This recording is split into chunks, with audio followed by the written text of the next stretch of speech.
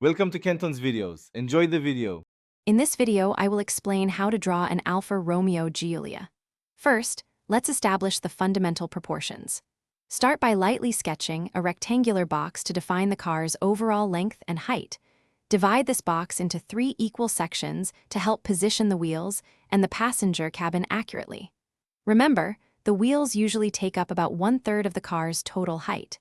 This initial framework is crucial for a balanced and realistic drawing. Now, let's focus on the iconic design elements that make the Giulia instantly recognizable.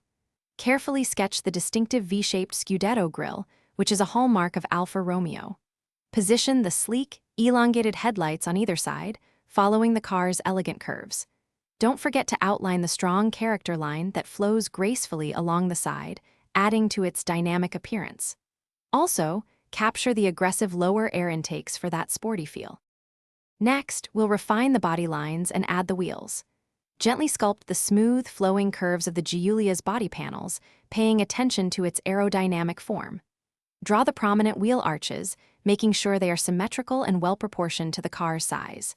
Then, add the circular shapes for the wheels, followed by the intricate spoke designs.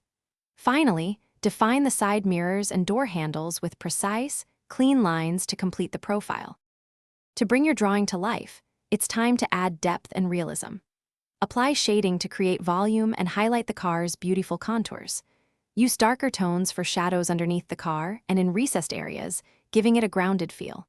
Add subtle reflections to the windows and bodywork to suggest a glossy, polished surface. Finally, refine small details such as the Alfa Romeo emblems, brake calipers, and tire treads for a truly finished and impressive look.